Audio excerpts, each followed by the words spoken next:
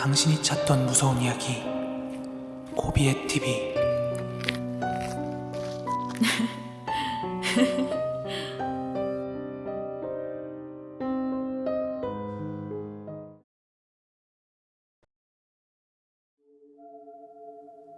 제가 10살 전후에 있었던 일로 벌써 20년도 넘은 이야기입니다.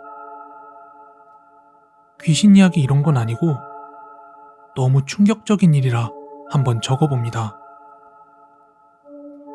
그 당시 저는 동대문구에 있는 한 연립에 살고 있었습니다. 연립은 3층짜리 연립이었고 지하에도 거주 세대가 있어서 연립의 담벼락 안쪽으로 푸세식 공용 화장실이 있었어요. 그 화장실 좌측으로는 노란 장판이 깔린 평상이 있었고 우측으로는 옆동이랑 연결되는 길쭉한 화단이 있었습니다. 요즘에 아파트에 있는 그런 화단처럼 잘 관리되고 그런 화단은 아니었고 제 기억에 저도 거기에서 옥수수를 심어서 열매도 따보고 했던 그런 기억이 있습니다. 그러다가 어느 날은 저희 아버지와 동네 어르신들이 그 화단에 큰 구덩이를 파기 시작했습니다. 그 이유는 거기에 김장독을 묻기 위함이었는데요. 그 당시만 하더라도 지금처럼 집집마다 김치냉장고를 갖춰놓고 이런 거 없던 시절이었거든요. 우리 집만 그랬나? 하여튼 그게 너무 어릴 때라서 겨울이었는지 여름이었는지 솔직히 잘 기억은 안 납니다. 구덩이에 넣어진 큰 항아리 안쪽으로는 비닐이 하나 더 떼어져서 김치가 잔뜩 담겨졌고 항아리가 다 묻히고 났을 땐 화단 위로 김장독의 뚜껑만 보였죠. 개수는 정확히 기억이 납니다. 총 3개의 항아리가 묻혀 있었고 그 중에 가장 왼쪽에 있던 게 저희 집 거였어요. 서울 도심에 있는 연립주택이지만 생각해보면 지금은 보기 힘든 정겨운 장면이었습니다. 하여튼 어린 시절에 저는 편식이 워낙 심해서 김치는 입에도 가져다 대지 않았는데요. 저는 그냥 엄마가 김장독에서 김치를 꺼내오는 게 너무 재밌어 보여서 그냥 같이 꺼내러 가곤 했었습니다. 그러다 얼마나 지났는지 모르겠는데 엄마가 김치 맛이 좀 이상하다고 말하던 그런 기억이 납니다. 저야 김치를 먹지 않았으니까 맛이 어떻게 이상하다는 건지 알 바가 아니었죠. 그러던 어느 날이었는데요. 해가 저물어 가던 저녁 식사 시간 무렵 집 바깥 화단에서 동네가 떠나가라 비명소리가 들렸습니다. 그 비명소리는 1층에 살던 엄마랑 함께 나란히 김장독을 묻었던 한 아줌마였어요. 놀란 엄마는 창밖을 내다보더니 서둘러 현관 쪽으로 나가기 시작했고 저도 궁금한 마음에 엄마를 따라 나섰습니다. 그 아줌마의 비명소리에 몇몇 주민들이 마당으로 나오셨습니다. 그리고 저는 어린 나이에 그곳에서 아주 끔찍한 장면을 목격했고 태어나서 김치 안 먹길 잘했다고 생각한 건 그때가 처음이었습니다. 화단에 나가보니까 2번째 장독대는 열려 있었고 손에 비닐 장갑을 낀 1층 아줌마는 쭈그리고 앉아서 막 울고 있었습니다. 그 이유는 누가 넣어놓은 것인지 그 장독대 김치 안에 아직 성체가 안 된 죽은 고양이 한 마리가 들어있는 거예요. 그 모습이 흡사 젓갈 같았습니다. 진짜 충격적인 모습이었는데 그때 저희 엄마도 문득 평소에 김치 맛이 이상하다고 한 게 막 떠올랐는지 가장 왼쪽에 있던 저희 김장독을 열어 김치를 파헤치는데 역시나 그 김치 중간에서 죽은 고양이 한 마리가 나왔습니다. 확인해보니까 화단에 묻혀있던 김장독 3개에 모두 죽은 고양이가 한 마리씩 나왔어요.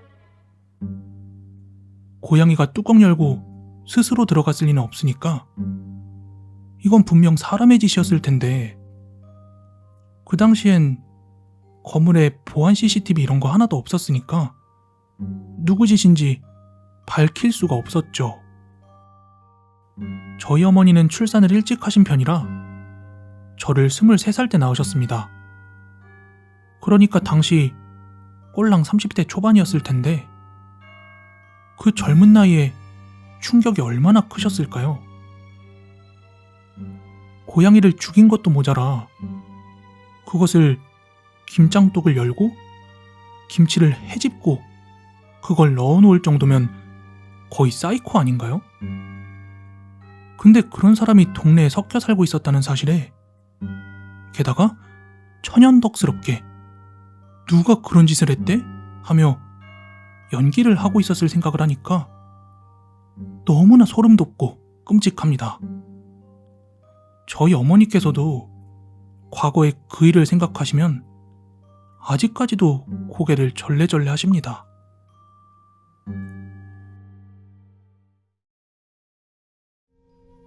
이 이야기는 제가 대학생 때 겪었던 일입니다. 제가 군대를 다녀와서 갓 복학했을 때 일인데 제가 2학년을 마치고 군대를 가서 군대를 다녀오고 복학했을 땐 24살이었습니다. 그 나이 때 남자애들 대부분이 그렇듯 저도 그때 굉장히 차에 관심이 많았어요. 하지만 대학생이 돈이 어디 있겠어요. 그러니까 차를 살 순 없는 노릇이었고 군대 전역한 게 무슨 대수라고 저는 아버지한테 군대 전역 선물로 중고차라도 하나 사주면 안 되겠냐 이렇게 물었어요. 그랬더니 학생이 차가 필요할 일이 뭐가 있냐면서 제 말 무시하시더라고요. 그런데 군대에 가면 철이 들어도 나오면 똑같아진단 말이 있잖아요. 저는 집요하게 아버지에게 쫄랐습니다. 그러자 그 당시 아버지께서 타시던 차량이 YF 소나타였는데 그렇게 차가 가지고 싶으면 이거 주말에는 이거 해라 하시면서 아버지가 남은 차키를 하나 저에게 주시는 거예요. 그래서 결국 아버지 밑으로 제 이름도 보험을 등록해놓고 주말에는 제 것처럼 아주 신나게 차를 몰고 다녔습니다. 아버지께서 평일 동안 주행하는 주행 거리보다 제가 주말 이틀 동안 주행하는 거리가 훨씬 더 많을 정도로 여기저기 정말 많이 돌아다녔습니다. 그러던 어느 여름날이었어요. 이른 저녁부터 빗방울이 막 떨어지기 시작했습니다. 그래서 전 제 로망 중에 하나였던 비 오는 날의 드라이브를 즐기고 싶어서 차키를 챙겨서 지하주차장으로 내려갔습니다. 그리곤 운전석에 앉아서 지도 어플을 보면서 어디로 드라이브를 갈지 한참 생각했습니다. 그 결과 제가 가기로 한 곳은 을왕리 해수욕장이었습니다. 서울에서부터 분위기 좋은 음악을 세팅해놓고 비 오는 날의 분위기를 만끽하면서 저는 운전을 해서 을왕리까지 향했습니다. 을왕리 해수욕장에 도착을 했을 땐 저랑 같은 생각을 한 커플들이 많았는지 늦은 밤이었음에도 불구하고 조개구이집이나 횟집에 사람이 북적북적했어요. 저는 혼자서 술을 마실 건 아니었기 때문에 그 바닷가 근처를 좀 구경하다가 다시 차로 돌아와서 시트를 뒤로 젖히고 잠깐 누워 있었어요. 그리곤 차 위로 떨어지는 빗방울 소리를 감상하면서 아, 진짜 내 차가 있으면 좋겠다. 또 여자친구도 함께 왔으면 좋았을 텐데 뭐 이런 생각을 하다가 스르르 잠에 들었습니다. 그리고 한 4, 50분 정도 잔 것 같습니다. 슬슬 집에 돌아갈까 생각을 하고선 마지막으로 근처 한 바퀴만 돌고 서울로 향해야지 하고는 차에 시동을 걸고 엑셀을 밟았습니다.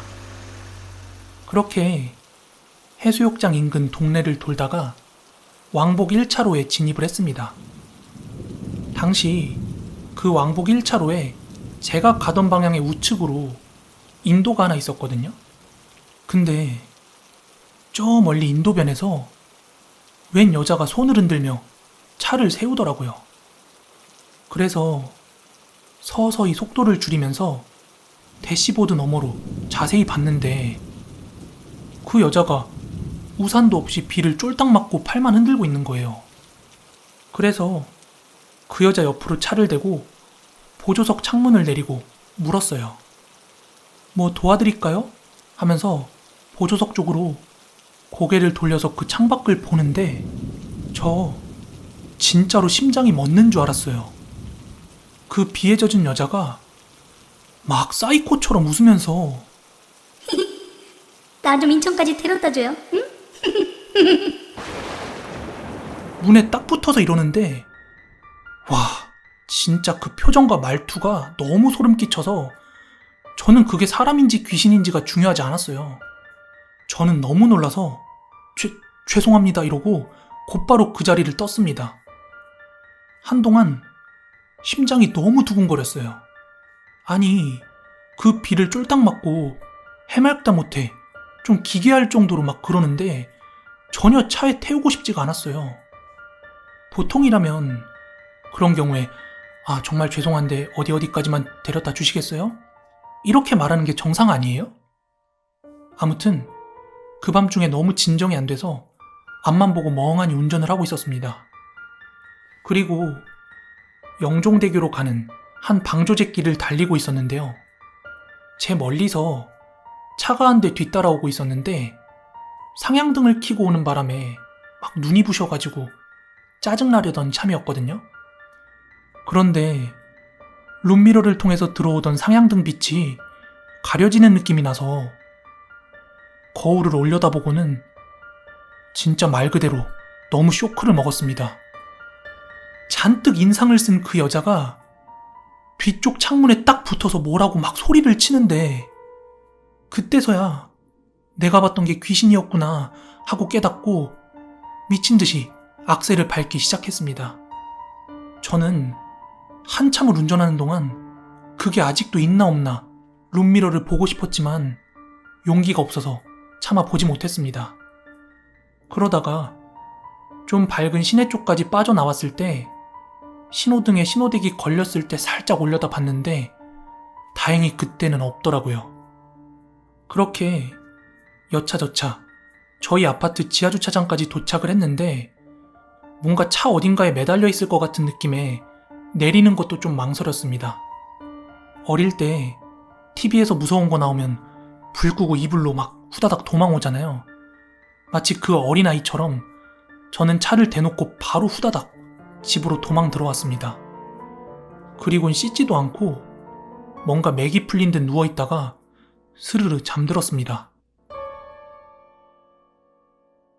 그리고 다음날 제가 얼마나 오래 잤는지 점심시간이 다 지나고 나서야 잠에서 깼습니다.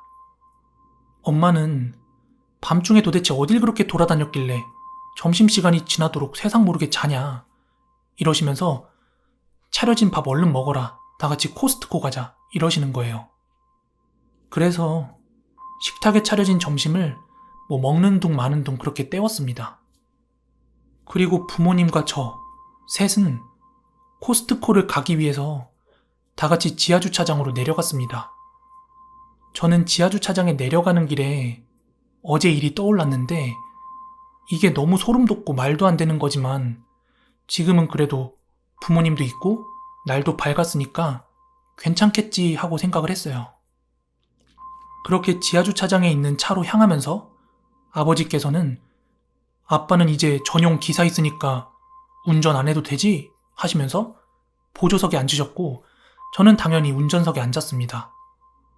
그래서 자연스럽게 엄마가 뒷좌석으로 들어가 앉게 되었는데 그때 엄마가 하신 말씀에 저는 어젯밤 기억이 다시 떠오를 수밖에 없었어요.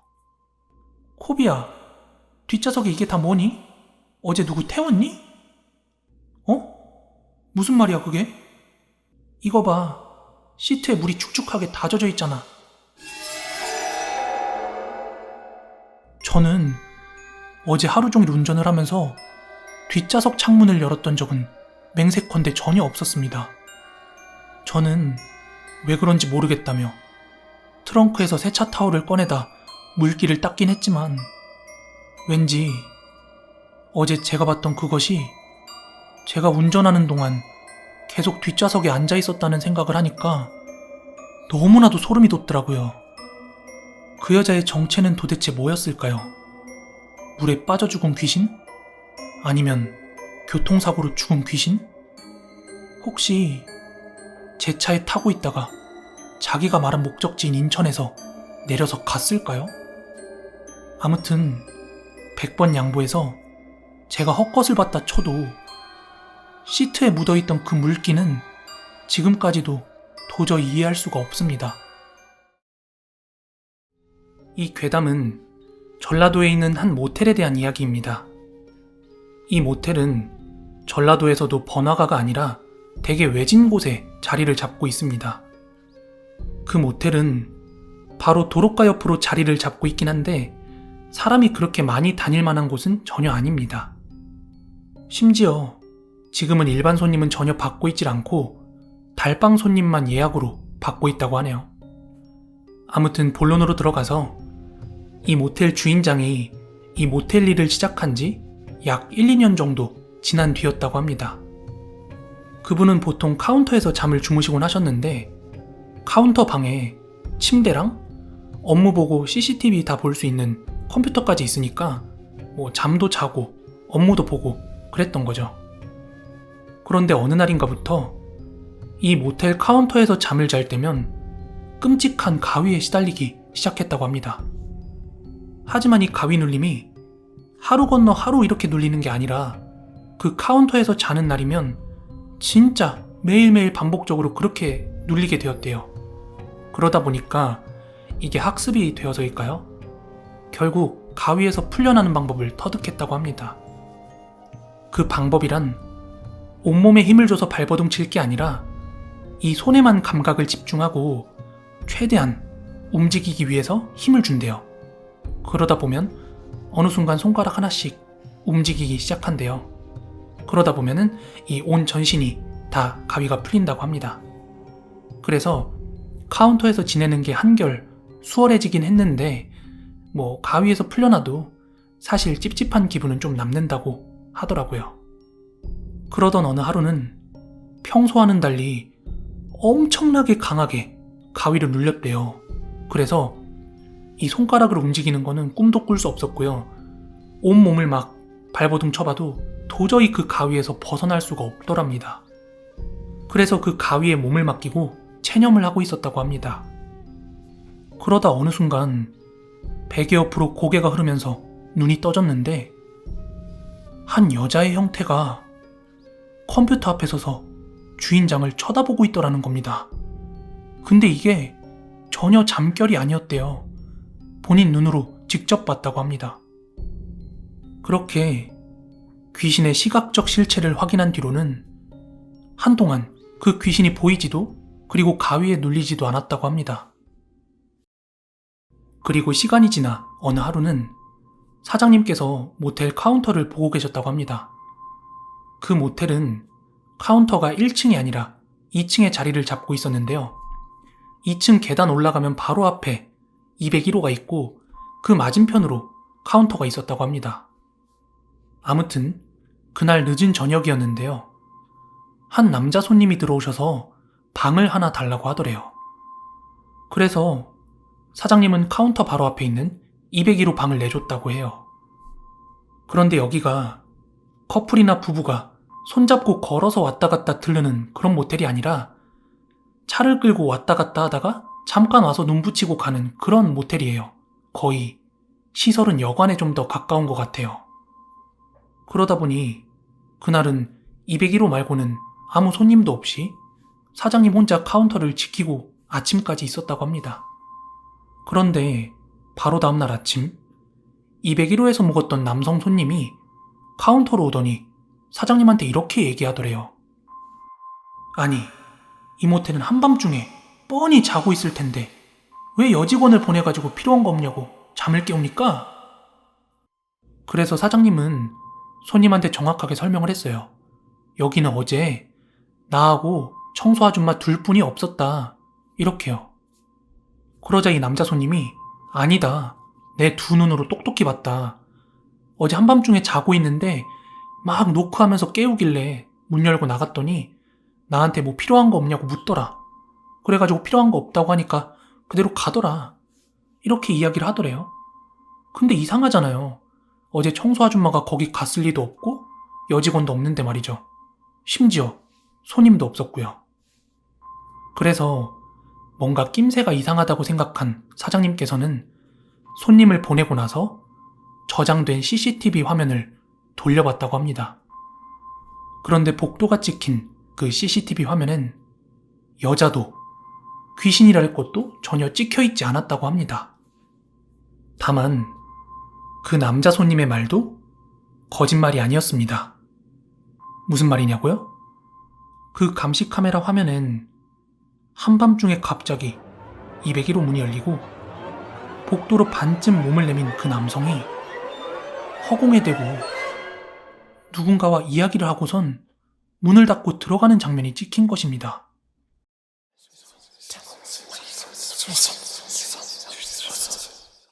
이 사건이 있고 또 얼마간의 시간이 흘렀습니다. 이 모텔은 3층짜리 모텔이고 앞에서 말씀드린 대로 2층에 카운터가 있어요. 201호 앞에.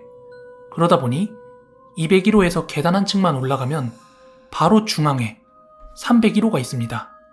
그리고 복도 맨 끝으로는 305호까지 있어요.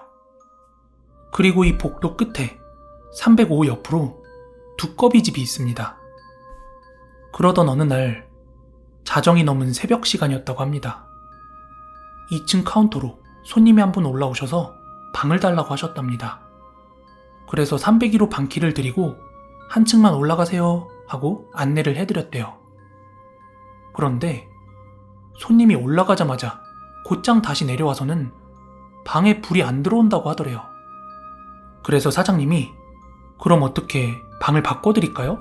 하고 여쭤봤더니 그건 또 괜찮다고 하더랍니다.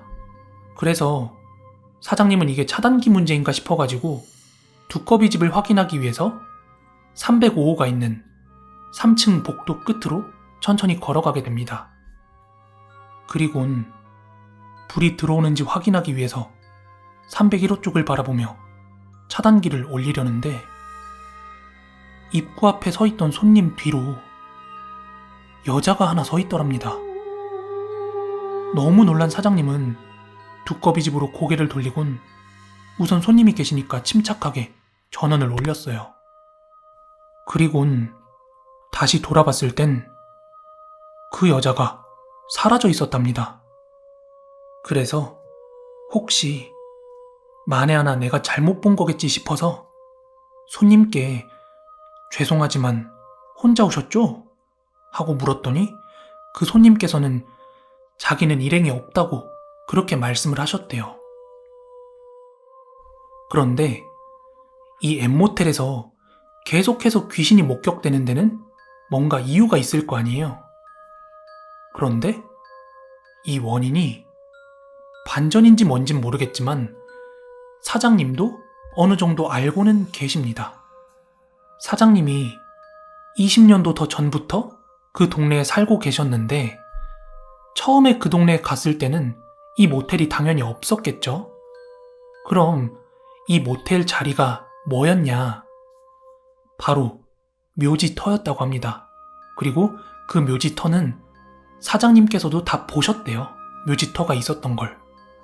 그래서 거기 있는 지방령이나 아니면 그곳을 떠나지 못하고 있는 혼령들이 그 모텔에 자꾸 나타나는 게 아닌가 이런 생각이 드네요.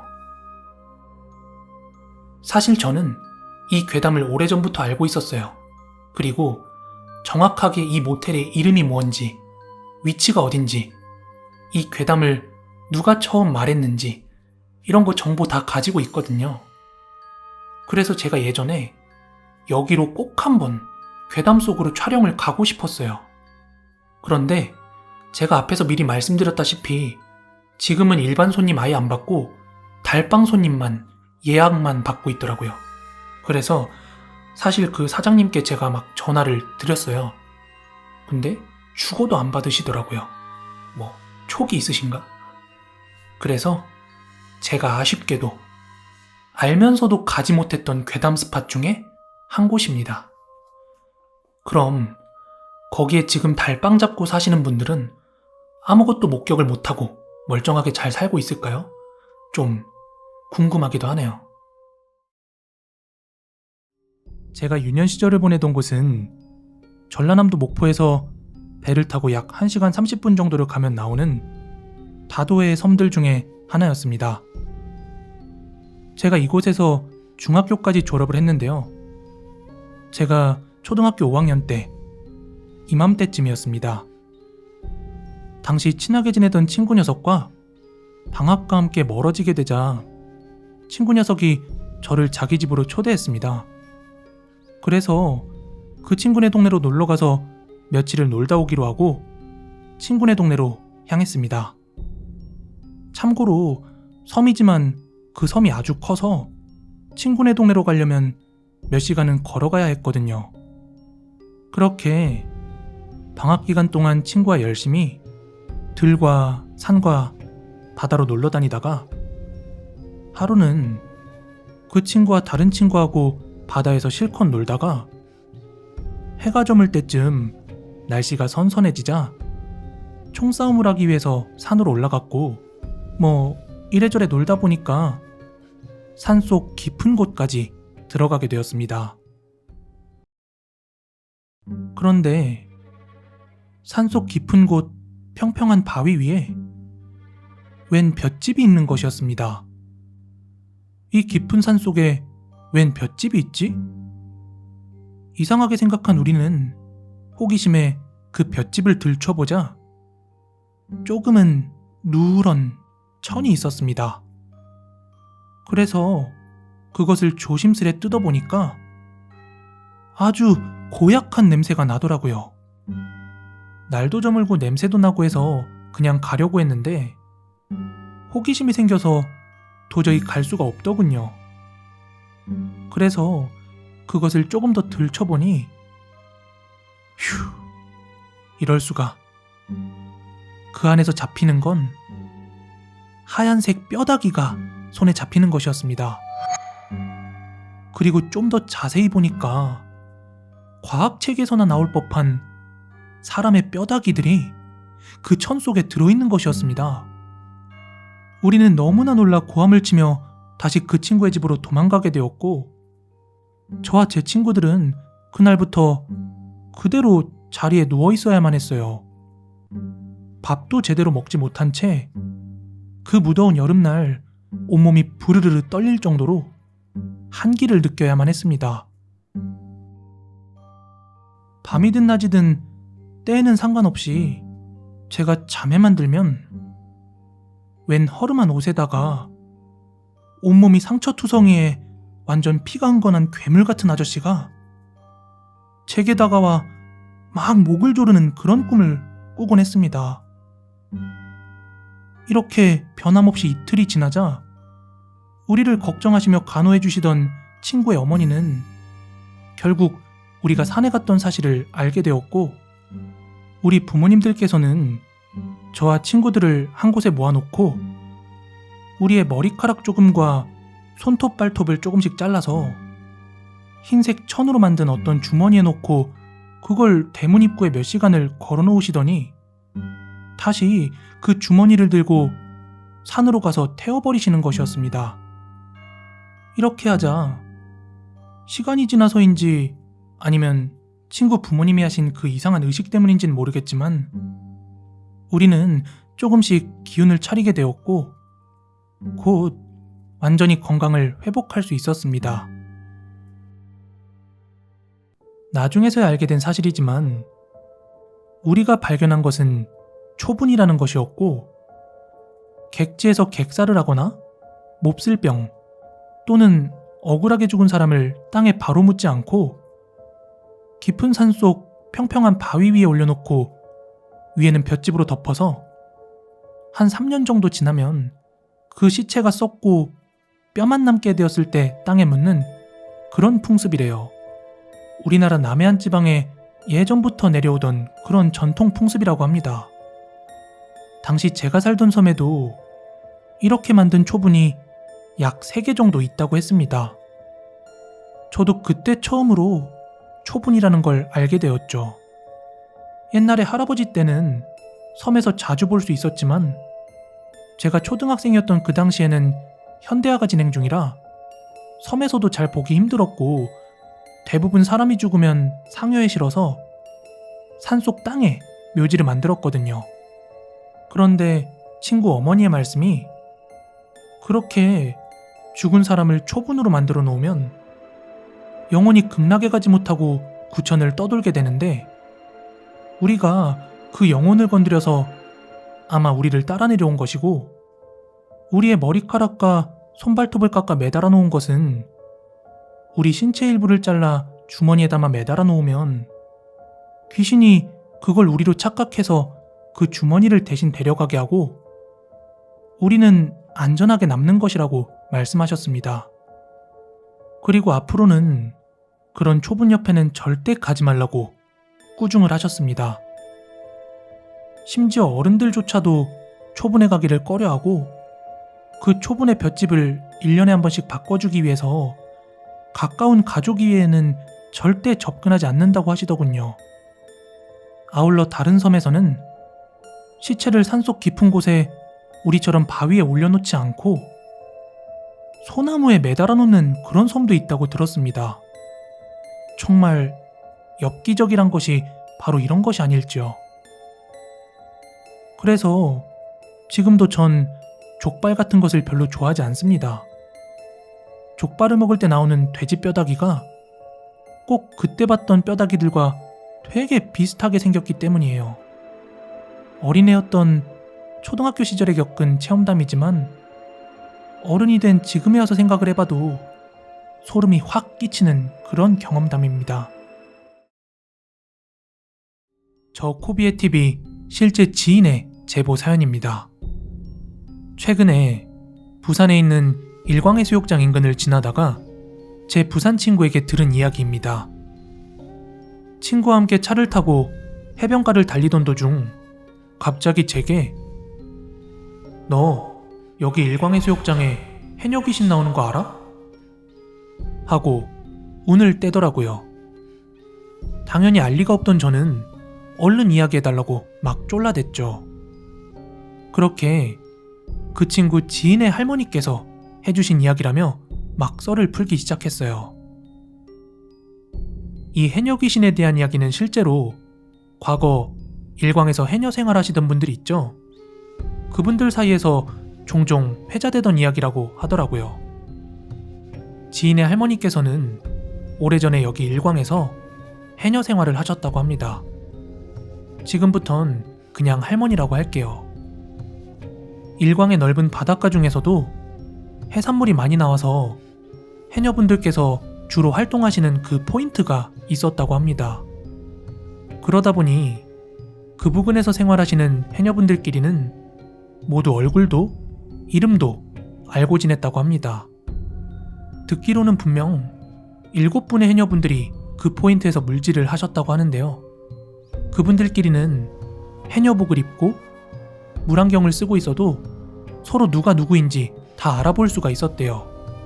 심지어 물 안에서까지도 말이죠. 그러던 어느 하루였대요.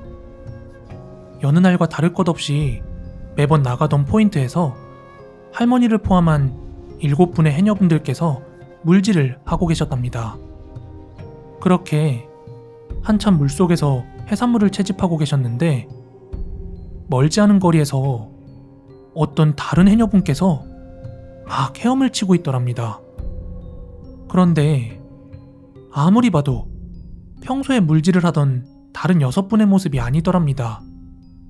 도무지 누군지 모르겠어서 숨을 돌리러 물 위로 올라와서 수면 위에 올라와 있던 다른 해녀분들에게 그 낯선 해녀에 대해 물어봤더니 아무도 그 사람을 보지 못했다고 하는 거예요. 그런데 아이러니한 점은 그날 이후 한동안은 그 7분의 해녀 말곤 아무도 보이지 않았대요. 그러던 어느 날은 여느 때처럼 동료 해녀분들과 물질을 하던 중 다른 동료 한 분께서 수면 위로 올라오셔서는 여기 우리 말고 또 누구 왔나? 할머니를 포함한 다른 분들은 모두 보지 못하셨답니다. 그런데 하루하루 날이 지나면서 다른 분들도 그 정체불명의 해녀분들을 차례차례 목격하게 되었다고 합니다. 차림새는 영락없는 해녀였다고 하더군요. 다만 물속에서만 보았을 뿐 물 밖에서는 전혀 볼 수 없었다는 거죠. 그렇게 궁금증만 더해가던 중 그 의문의 해녀가 다시 한번 할머니의 눈앞에서 물질을 하고 있더랍니다. 눈앞에는 여러 해산물이 있었는데 그걸 채집하지 않고는 다른 무언가를 열심히 찾는 듯 보였대요. 그래서 할머니는 이번 기회에 누군지 좀 봐야겠다고 하고 물속에서 그 낯선 해녀의 곁으로 헤엄쳐 갔다고 합니다. 그런데 그 해녀의 채집망을 본 순간 소스라치게 놀라 물 밖으로 나갈 수밖에 없었답니다. 그때 할머니의 눈에 들어온 건 채집망 안에 물에 퉁퉁 불어버린 형체만 겨우 보이는 손과 발 등의 신체 부위들이 들어있었기 때문이에요. 그 이후에도 심심찮게 그 의문의 해녀 귀신이 계속해서 목격이 되었고 동료분들 사이에서는 아마 물질하다 죽은 해녀일 것이다 하는 그런 추측을 했답니다. 왜냐하면 실제로 당시 해녀들 중에서는 죽는 사람들이 꽤나 있었다고 합니다. 전문적으로 교육을 받고서 해녀가 된 것도 아니고 초보 해녀가 물 깊숙이 들어갔다가 호흡이 한 번이라도 꼬이면 바로 죽는 거니깐요. 게다가 지금처럼 구조연락망 같은 게 잘 갖춰져 있지도 않았을 테니까 말이죠. 아무튼 그 7분의 해녀분들 사이에서는 수습되지 못한 죽은 해녀의 혼이 죽어서라도 자신의 시신을 수습하고 있는 게 아니었을까 하고 생각했다고 하시네요. 과연 아직도 그 의문의 해녀 귀신은 일광 바닷가 어딘가를 헤엄치고 있을까요?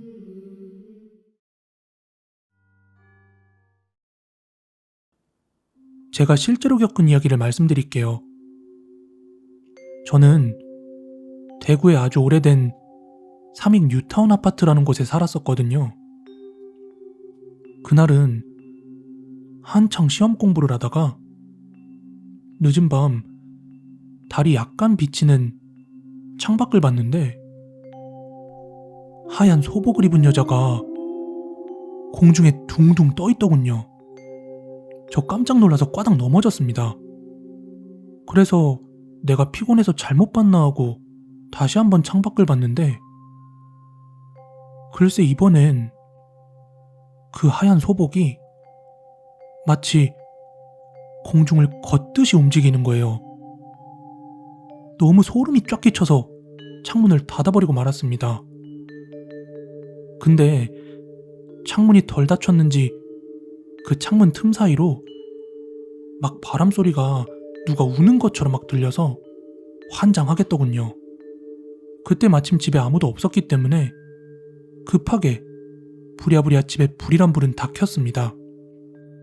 그리고 마음을 진정하고 진짜 내가 피곤해서 잘못 본 것이겠지 싶어서 세수를 하고 얼굴에 잔뜩 물을 묻힌 뒤에 다시 조심스럽게 제 방문을 열었습니다. 그런데 조용히 공중을 걷던 그 여자가 이번엔 달리기를 하듯 허공을 막 뛰면서 움직이는 거예요. 그런데 저한테 가까워지진 않고 제자리 뜀박질이었습니다. 저는 급히 창을 닫고 밤새 벌벌 떨고 있었어요. 그리곤 다음 날이 밝았고 학교에 가게 되었는데 그날 친구들로부터 이야기를 하나 듣게 되었습니다. 맞은편 아파트에 어떤 여성이 속옷바람으로 크레인에 목을 매달고 자살했다고 하더군요. 혹시 아시는 분이 있을지 모르겠지만 오래된 고층 아파트의 경우 옥상 위에 이사할 때 쓰는 크레인이 설치되어 있었습니다. 다시 생각해보니 그날 제가 봤던 건 어떤 여자가 목을 매달고 둥둥 떠 있는 걸 본 거였고, 게다가 서서히 움직이다가 고통을 못 참고 움직임이 거칠어지는 그 장면을 본 것이었죠. 아직까지도 잊을 수 없는 기억입니다. 이 이야기는 저희 할머니가 어렸을 때 겪었던 이야기입니다. 저희 할머니는 충청도에 있는 어느 한 시골 마을에서 자라셨는데요. 그 마을에는 작은 저수지가 하나 있었답니다. 마을을 둘러싸고 있는 산 위에 있는 저수지는 물이 유난히 검고 푸르며 그 마을이 생긴 이래로 단 한 번도 말라본 적이 없었답니다. 그곳은 낚시로 고기를 잡기도 하지만 주로 농사에 쓸 물을 대는 곳으로 여느 시골에나 다 있음직한 그런 저수지였어요. 하지만 다른 마을에 있는 저수지랑은 확실히 다른 점이 하나 있었는데요. 그건 저수지 지기가 있었다는 것입니다.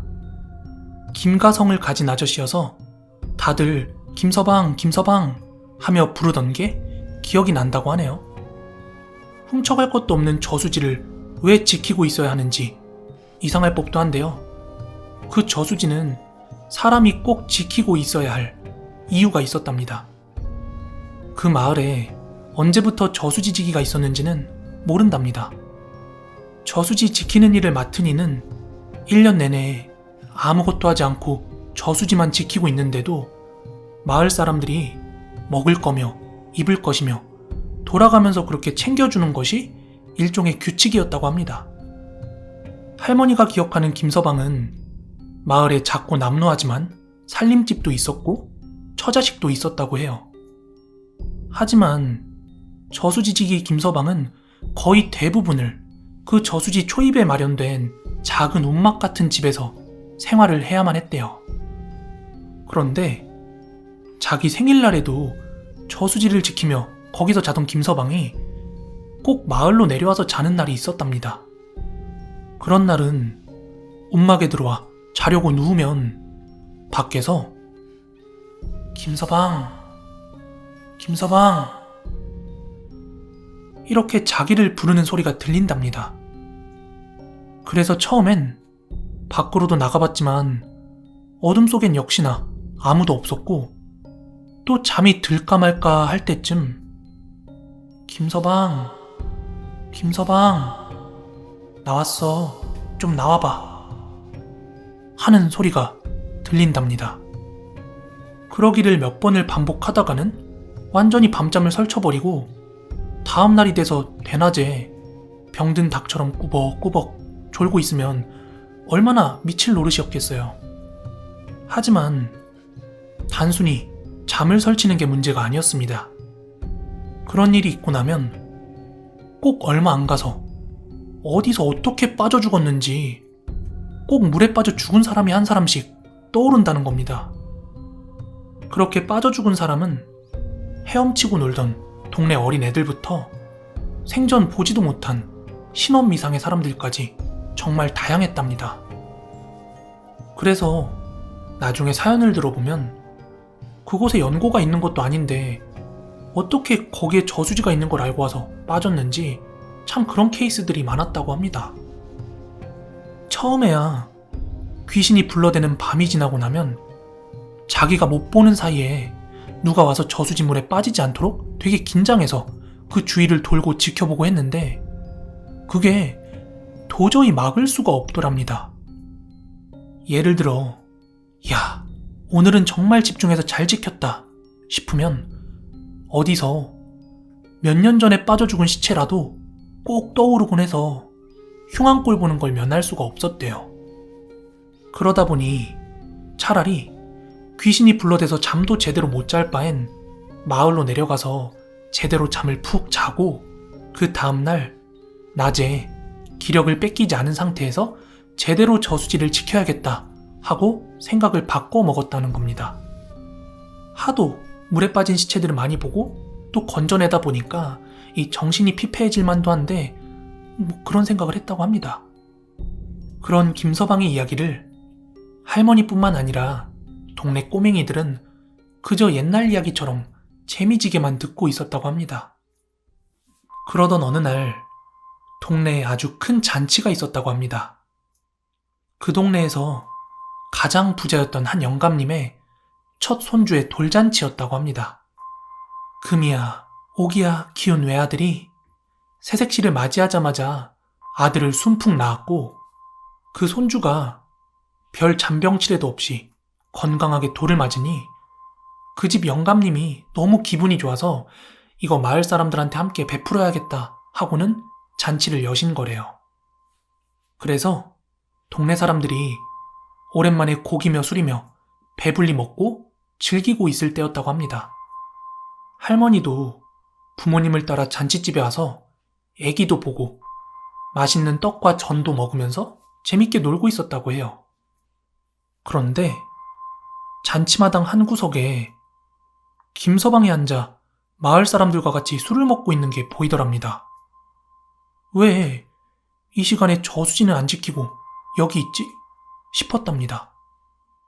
잔치한다고 고기에 떡에 술까지 싸서 저수지에 올려보낸 게 어제 저녁이었으니까 잔치 음식 먹으려고 내려오진 않았을 테고요. 그래서 왜 내려왔을까 하는 궁금증에 근처로 가서 귀를 쫑긋 세우고 들어보니 어젯밤 귀신들이 김서방을 그렇게 불러대서 새벽녘에 내려와서 집에서 잤다는 거예요. 그래서 다시 저수지로 올라가기 전에 어제 음식 싸줘서 정말 고맙다. 그렇게 작은 성의 표현이라도 하려고 그 잔치집에 잠깐 들렸는데 얼큰하게 취한 동네 어르신들께서 김서방 잠깐 앉아봐. 한잔하고 가. 이렇게 청했나 봅니다. 어차피 동네 사람들은 다 여기 모여 앉아 있는데 누가 빠져 죽겠냐면서 말이죠. 그렇게 잔치는 무르익고 점심이 지나 한 서너 시쯤이었다고 합니다. 갑자기 그 집 며느리가 아기가 없어졌다며 소리를 지르고 난리가 났답니다. 분명 방에 낮잠을 재워둔 아기가 포대기째로 사라졌다고요. 동네 사람들은 완전히 잔치흥이 다 깨져버렸고 곧바로 아기를 찾아 나섰답니다. 완전 난리가 난 채로요. 그런데 1시간을 넘게 찾아도 아기의 흔적조차 없더랍니다. 그런데 갑자기 아기 엄마가 뭐가 생각이 난 건지 그 집 개를 막 부르더랍니다. 그 집에 좀 큰 진돗개가 있었는데 그 개도 같이 안 보이더라는 거죠. 사람들은 이거 필시 개가 물어갔나 보다 하면서 개의 흔적도 함께 찾기 시작했죠. 그런데 조금 뒤 그 집 개가 뒤쪽으로 난 문을 통해서 어슬렁어슬렁 들어오더랍니다. 사람들은 개한테 우르르 몰려가서 애기의 흔적을 찾았지만 그 어떤 흔적도 발견할 수 없었답니다. 그런데 그 개의 앞다리가 물에 흠뻑 젖어 있더랍니다. 가슴털까지도요. 그 젖어 있는 물을 본 순간 사람들은 동시에 저수지를 떠올렸죠. 김서방은 그 자리에서 갑자기 죄인이 된 것 같은 심경으로 울상을 짓고 있었다고 합니다. 발빠른 장정들은 먼저 저수지로 뛰어 올라갔고 나머지 사람들도 그 뒤를 우르르 따라갔대요. 저 멀리 저수지물이 푸르고 검은 빛을 잔잔히 내보이기 시작하자 그 한가운데 무언가 허옇고 동글동글한 게 둥둥 떠 있더랍니다.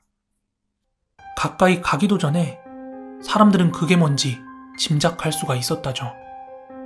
실오라기 하나 안 걸친 그 부잣집 아기였답니다. 얼굴을 물 아래로 향한 채 통통한 궁둥이와 동그란 뒤통수만 수면 위로 떠 있는데 하필이면 장대로 건질 수도 없을 만큼 한가운데 그렇게 떠 있더래요. 결국 통나무 몇 개를 대강 이어놓은 엉성한 뗏목을 타고 가서야 아기를 건져올 수가 있었답니다. 여태까지는 귀신들이 불러대던 밤이 지나고 사람이 빠져 죽으면 다 제 발로 걸을 수 있는 사람들이 가서 빠져 죽은 경우가 전부였는데 이제 막 걸음마를 배운 아기가 이곳까지 와서 일을 당한 걸 보고 사람들끼리 수군수군 말이 많았답니다. 귀신이 샘을 부린 것이다. 아니면 그 집에 원한이 있는 사람이 그랬을 것이다. 하는 등의 그런 얘기요. 그런데 갑자기 그 부잣집 영감님이 개가 물어다 저수지에 던졌다. 이렇게 고함을 치시더니 한 걸음에 내려가 몽둥이로 개를 때려 죽였답니다. 마을 사람들은 모두 불쌍한 개만 억울하게 죽임을 당했다는 걸 알고 있었죠. 아무리 아기여도 그 개가 물고 가기엔 돌쟁이 아기는 컸습니다. 게다가 실오라기 하나 걸치지 않았던 아기의 몸에는 개 이빨 자국은 물론 작은 긁힘 자국조차 없었다고 합니다. 만약 정말로 개가 물고 왔다면 산에 있는 낮은 나무나 돌뿌리 같은 거에 조금이라도 긁힌 자국이 있어야 되지 않겠어요? 그리고 더 이상한 건 아기의 옷이나 포대기 같은 게 그 어디에서도 발견되지 않았다는 겁니다. 그래도 동네 사람들은 그 부잣집 영감님 말이 맞다며 그 개가 물어다 죽였으니까 그 요사스러운 거 잘 죽였다면서 그렇게 입을 모을 수밖에 없었답니다. 그 후로 할머니는 다른 마을로 시집을 가셨고 들리는 소문에 의하면 그 영감님께서 전답을 다 팔아서 젊은 아들 내에 먼저 도시로 분가를 시키고 결국엔 집안 전체가 도시로 터전을 옮겼다고 합니다. 김서방, 김서방, 나왔어. 죽을 사람이랑. 이 이야기는 제가 강남에서 자취를 하던 시절에 실제로 겪었던 일입니다. 방 한 칸에 화장실, 그리고 별도의 세탁실이 있는 비교적 오래된 건물의 반지하에 살았습니다. 회사가 강남인데 방은 구해야겠고, 하지만 다 아시다시피 강남은 너무 방값이 비싸다 보니까 어쩔 수 없이 반지하 방을 구했어요. 그런데도 월세를 70만 원 가까이 냈었습니다. 근데 그 방이 되게 독특했던 점은 보통은 다락방이 머리맡 천장 가까이에 있잖아요. 헌데 그 방은 다락이 바닥에 있었습니다. 문도 미닫이 형태로 정말 천장 밑에 달린 그 다락을 그냥 밑바닥으로 내려놓기만 한 구조였습니다. 그래서 처음에 그 방 들어갈 땐 그 다락을 안 쓰는 물건 그냥 다 짱 박아 놓으면 될 것 같아서 참 독특하구나 하는 그 정도의 생각만 하고 계약하고 월세로 들어갔어요. 그리고 조만간 이해할 수 없는 일들을 마주하기 시작했습니다. 그날은 토요일이었고 저는 술 한 방울 마신 적 없었음을 미리 밝혀둡니다. 그날은 제가 자고 일어났는데 귓가에 들리는 평상음도 이상하고 지나치리만치 주변이 어두워서 제가 눈을 뜨고 주변을 둘러봤거든요. 근데 이상한 거예요. 제가 무슨 관뚜껑 같은 데 갇혀있는 느낌이 들어서 정신이 번쩍 들어 주변을 보니까 그 다락 안에 누워서 제가 잠이 들어있더라고요. 뭐야? 내가 왜 여기 있어? 놀란 마음에 서둘러 다락에서 빠져나왔지만 도무지 이해가 가지 않았어요. 제 두 발로 기어 들어갔을 리는 없으니까요. 그리고 점차 시간이 지나 그 일이 잊혀질 쯤이었어요. 퇴근하고 집에 돌아오니까 그 다락문이 열려 있는 거예요. 잡동사니 몇 개 넣어놓고는 한 번도 문을 연 적이 없는데 말이에요. 저는 혹시 도둑이라도 들었나 싶어서 귀중품이 있는 보관함을 다 확인해 봤는데 모든 게 그대로였어요. 다락방문이 열려있던 걸 제외하고는요. 그제서야 저는 혹시라도 TV나 이야기 속에서만 듣던 귀신 같은 게 저 안에 있는 건 아닐까? 하는 그런 생각이 들었죠. 그래서 당장 생각난 게 소금이라 밖에 나가서 마트에 가 천일염을 사가지고 집으로 돌아오는데 뭔가 이런 걸 믿고 있는 제 자신에게 현타가 왔습니다. 그렇게 집에 돌아와서 문을 여는데 갑자기 제가 문을 염과 동시에 다락문이 쾅 하고 닫히는 거예요. 저는 신발도 벗지 못하고 그대로 집에 들어가 소금을 뜯어 다락방 앞에 결개치듯 뿌려놓고 곧장 도망 나왔습니다. 그때 시간이 저녁 10시쯤이었는데 부모님께 연락하면 걱정하실까 차마 부모님께는 연락을 못 드리고 친구들이 있는 단톡방에 이 사실을 알리니까 그 친구들 중 한 명이 자기 엄마의 친구를 누름꾼 해줬던 무속인이라면서 저한테 연락처 하나를 전달해 주더라고요. 저는 곧장 그 연락처로 전화를 걸어 상담을 받았고 일단 집 밖에서 하루만 자고 자기가 경기도에 있으니까 내일 오후에 같이 한번 집에 가보자는 겁니다. 그래서 저는 사우나에서 하룻밤을 보내고 다음날 아침 바로 출근을 했고 회사에 당일 반차를 올린 뒤에 회사를 빠져나왔습니다. 이후 그 무속인분을 모시고 와서 저희 집으로 함께 들어갔는데 집에 들어가자 제가 다락문 앞으로 일자로 뿌려놨던 소금이 방 전체에 흩뿌려져 있었어요. 그런데 제 방을 침착하게 둘러보시던 그 무속인께서 여기 이미 누가 다녀갔는 모양이야? 이러시더라고요. 그래서 제가 누가요? 누가 다녀갔는데요? 이렇게 묻자 무당 같은데? 그런데 여기 귀신이 갇혀 있어. 그러면서 갑자기 집에 원래 붙어있던 장롱과 세탁실 쪽을 막 샅샅이 뒤지는데 너무나 신기하게도 뿌옇게 먼지 가득한 그 장롱 꼭대기 그리고 세탁실에 있는 세탁기 뒤쪽에서 각각 붙인 지 꽤 되어 보이는 부적을 한 잔씩 떼어내 보여주더라고요. 그러면서 하는 말이 이건 귀신 쫓으려고 붙인 부적이 아니라 귀신을 이 집안에 가두려고 붙인 것 같은데?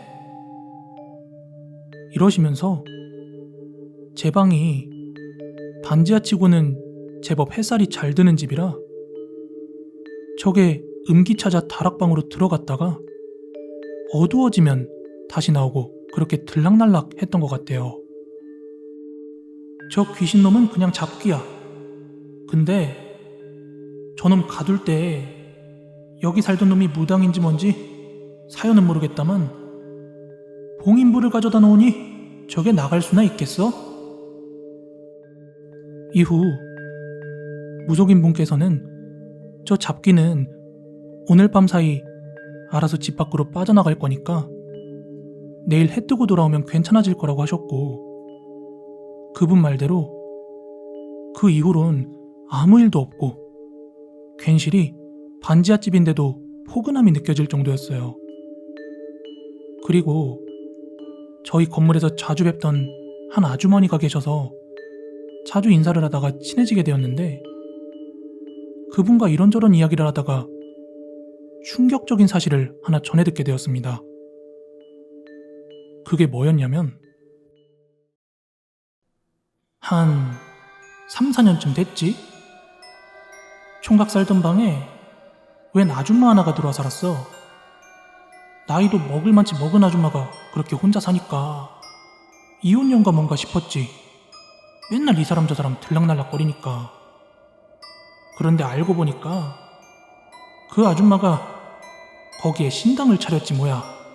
무당집 하는 거지. 근데 집주인이 그 사실을 알고 영업행위는 안 되는데 이거 계약 위반이라며 그 무당 쫓아냈거든? 그런데 그 무당이 나가고 나서 더 기운이 바뀐 건지 1년 새에 사람이 여럿 들어왔다 나갔다 하더라고. 그런데 총각은 제법 오래 살아서 그냥 우연인가 싶었지 뭐야. 그때서야 저는 왜 그 집에서 그런 봉인부가 발견되었는지 이해할 수 있었습니다. 그 집에서는 정확히 2년 살다 저는 더 큰 집을 구해 이사를 가게 되었어요. 오늘 준비한 무서운 이야기는 여기까지고요. 저는 내일 더 무서운 이야기로 찾아오도록 하겠습니다. 가시기 전에 좋아요, 구독하기 한 번씩만 부탁드릴게요. 감사합니다.